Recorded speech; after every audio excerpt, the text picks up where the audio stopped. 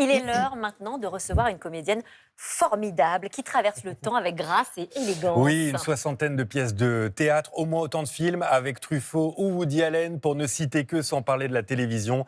L'indémodable Marie-Christine Barrault est dans Télématin. Il fait toujours beau au-dessus des nuages. Bonjour et bienvenue, Un oiseau, j'irai Marie-Christine. danser. Merci. On passe cette chanson, c'est vous qui l'avez choisie pour votre Ben oui, je entrée. l'ai choisi parce que je trouve que c'est une des plus belles chansons actuelles. Zao de C'est une des Sagazan. plus belles artistes. Et chaque fois que j'entends, j'ai l'impression que je vais m'envoler avec elle. Plein d'émotions effectivement avec vous ce matin. On est très heureux de vous recevoir pour La Découvreuse oubliée. C'est votre nouvelle pièce de théâtre. Ça a commencé il y a 3 jours d'ailleurs, je crois. Jeudi, oui, Jeudi. il y a 3 jours. Au théâtre La Reine Blanche à Paris. La première s'est bien passée? Formidable. Bon, à ne manquer sous aucun prétexte, comme l'interview Encore un matin. Encore un matin, c'est l'interview pour mieux connaître vos habitudes au réveil. Alors, question courte, réponse courte. On commence. Combien d'heures de sommeil cette nuit? Entre 6 et vers 6 heures, oui, autour de 6 6 heures de sommeil. L'humeur du jour. Excellent. Est-ce que la nuit, vous rêvez du passé ou de l'avenir? Je fais des rêves nuls. Je rêve que j'ai posé mon sac sur une table dans un café, je reviens, il est plus là, mais des rêves au ras des pâquerettes, en dessous des pâquerettes. Mais ils sont Je drôles à pense- raconter. J'ai une explication, c'est que ma vie est tellement extraordinaire que mes rêves peuvent pas suivre. Vous vous reposez un peu en dormant. Votre premier geste ce matin en sortant du lit? Me regarder dans la glace pour voir la tête que j'ai après la nuit, et puis aller dans la cuisine me préparer mon petit déjeuner. À quelle personne avez-vous pensé en premier en vous réveillant ce matin? En me réveillant ce matin, j'ai pensé à vous, tous, que j'allais voir dans la matinée. Oh ben on a de la chance. Vous êtes plutôt réveil dynamique, petite séance de sport au saut du lit, ou vous vous rendormez 2-3 fois avant de vous lever? Ah non, je suis très très dynamique. De toute façon, le matin, je bouffe la vie déjà avant même de sortir du lit. Là, on retrouve ce dynamisme dans La Découvreuse oubliée, 4e épisode d'une série théâtrale qui met donc à l'honneur les femmes qui ont marqué l'histoire de la science. Et La Découvreuse oubliée s'appelle Marthe Gauthier. Qui est-elle? Alors Marthe Gauthier, c'était une généticienne, elle avait fait des études de médecine. Et elle était partie aux États-Unis très jeune, après son internat, et elle avait appris à Harvard, elle a appris la technique de culture cellulaire, ce qui fait que quand elle est rentrée en France, après 1 an des États-Unis, elle connaissait une technique que pratiquement personne ne connaissait. Elle est rentrée dans le service de génétique du professeur Turpin, et là, elle a fait cette découverte, elle a travaillé sur les chromosomes, et c'est elle qui a découvert la raison pour laquelle des enfants étaient trisomiques, c'est-à-dire L'aberration chromosomique. l'aberration chromosomique.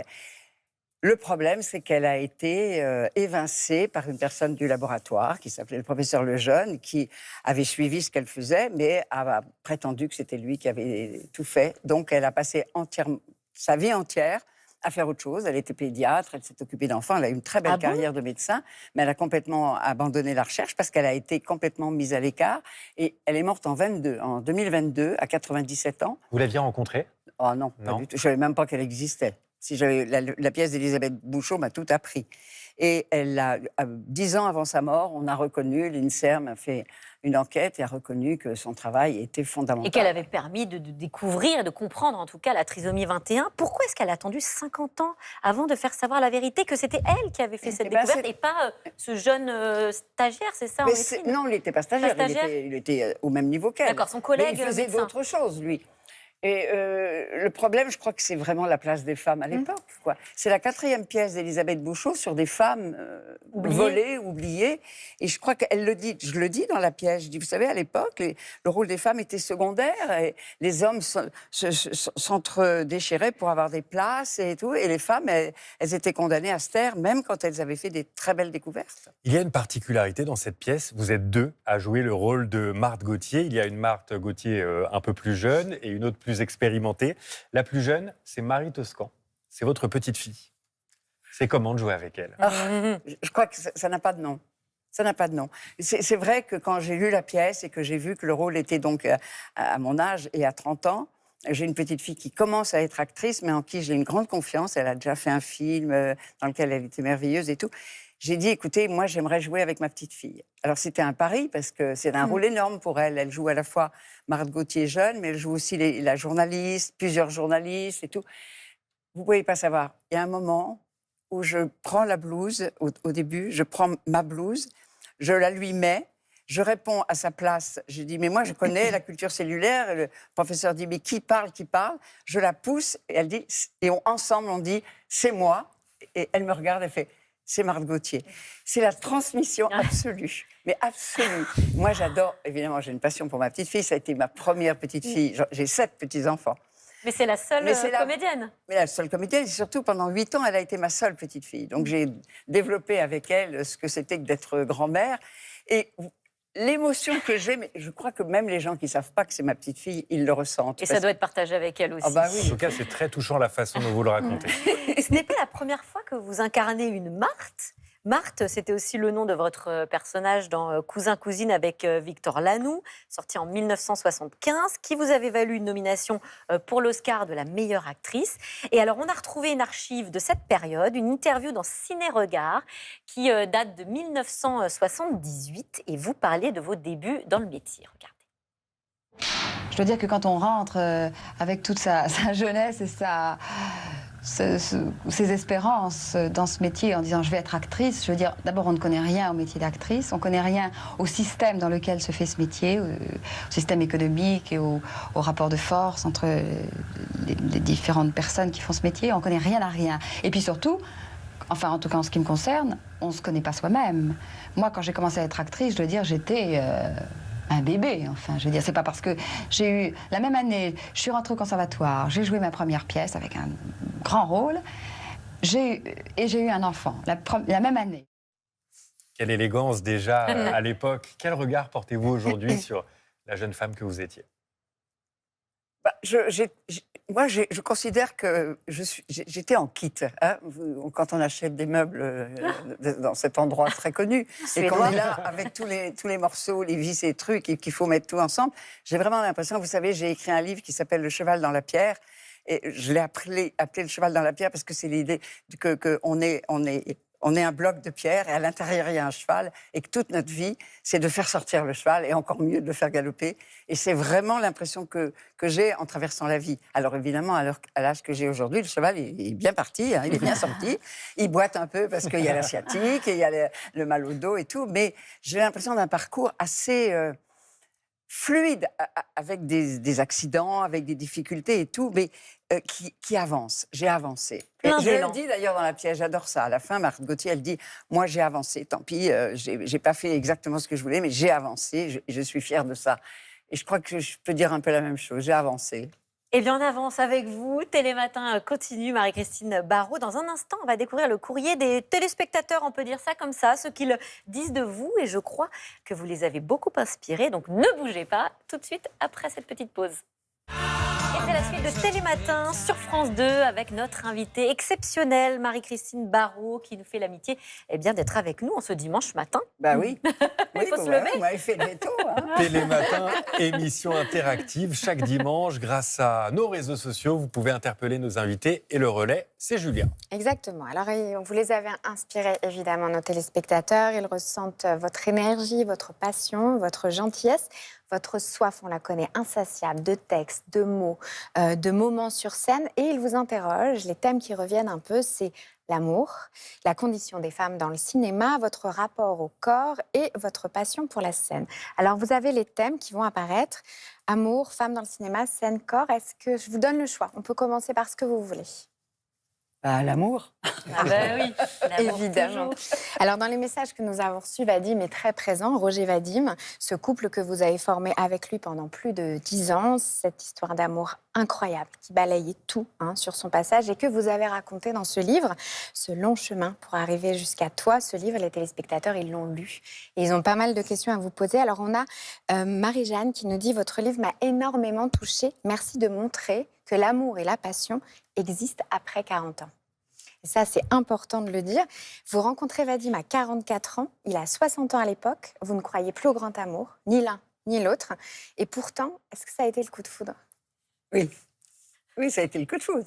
On était au Festival de Cognac, on est arrivés séparément, c'était jamais, même pas vu, même pas croisé, jamais. Ouais. Et on est repartis ensemble. Et vous vous êtes jamais quittés. Ça, je me suis dit, j'ai même fait quelques avances, mais je savais que le terrain était bon. Mais je me suis dit, ça, il n'y aura pas 2 fois Une occasion telle. comme celle-là. C'est pas possible. Cet homme-là, il est fait. On était vraiment faits l'un pour l'autre, mais on était faits l'un pour l'autre. Parce qu'on ne peut pas dire qu'on n'avait pas essayé, chacun de son côté, des histoires qui n'étaient pas nulles du tout. Mais là, c'était exactement, on était faits l'un pour l'autre. Même nos défauts nous ramenaient l'un à l'autre. Enfin, surtout nos qualités. Alors, il y a Martha qui vous demande si à l'époque, il vous conseillait. Est-ce qu'au niveau professionnel, vous avez eu aussi des conseils de Vadim sur des rôles, sur des projets? Non. Pas vraiment, mais on a travaillé ensemble. On a fait des choses à la télévision, on a travaillé ensemble. Quand on travaillait ensemble, c'était un merveilleux directeur d'acteur. Enfin, il avait il avait toutes les qualités de ce côté-là. Mais quand, par exemple, sur le théâtre, non. Il a mis en scène une pièce que j'ai jouée même heure l'année prochaine avec Victor Lanoux. Mais c'était occasionnel. Oui. Non, c'était un professeur de vie. C'était pas un professeur technique, c'était un professeur de vie. Il avait un regard sur la vie, une intelligence de la vie, une culture qui fait que, au-delà du chagrin que j'ai eu de le perdre, j'ai perdu un compagnon de vie qui m'aidait à comprendre les choses et comment les choses se déroulaient dans ce monde de fou. De fou. Et justement, ce monde de fou, vous voulez nous choisir un autre thème? On a la scène, le corps. Je veux bien le corps, parce que... Le corps. Alors, d'après vous, le corps, certaines téléspectatrices comme Lise se demandent quel est votre rapport au corps. Pourquoi? Parce qu'à une époque, vous avez fait une publicité pour les régimes, vous avez plébiscité ces régimes et elle vous demande quel est votre rapport à votre corps et votre avis sur les diktats de la minceur qui sont imposés aujourd'hui dans le cinéma. Est-ce que vous regrettez d'avoir, vous, fait ces régimes, de vous les être imposés et d'en avoir fait la promotion? Je pense que c'est un problème très, très profond, le corps, le rapport au corps. Je pense que si j'ai eu des problèmes avec mon rapport à mon corps, c'est à cause de ma mère. C'est à cause de ma mère qui, à 9 ans, m'a mise au régime. Ah oui, d'accord. Alors que mes frères et sœurs, le matin, s'envoyaient des tartines. Moi, j'avais une pomme râpée et je mourais de faim, j'allais à l'école. Bon, c'est ma mère qui m'a stressée. Et quand je regarde des photos de l'époque, je dis, mais pourquoi? Juste, il y a 2 sortes d'adolescentes. Il y a les maigres et puis il y a celles qui sont un tout petit peu enrobées. Et ça se serait passé tout seul. Bon, donc, je suis rentrée dans un engrenage qui, en fait, est un peu psychanalytique, il faut bien le dire. C'était les rapports à ma mère. Après, bon, il y a les diktats du cinéma. Moi, j'ai vu quelquefois, pas tellement dans le cinéma, par exemple, quand je devais faire une couverture pour Elle, fallait voir, la journaliste avait fait exprès de prendre des robes qui ne m'allaient absolument pas. Donc, chaque fois que j'essayais un truc, elle disait, c'est trop petit, c'est trop petit. C'est Je veux dur. dire, c'est honteux comment on vous traite, c'est honteux. Moi, je vois la liberté que j'ai aujourd'hui. Alors aujourd'hui, là, ne me parlez plus de régime, ne me parlez plus de rien. Je suis absolument en accord et en harmonie avec mon corps. Il est comme il est. Et vous êtes plus belle que jamais. Et c'est dur.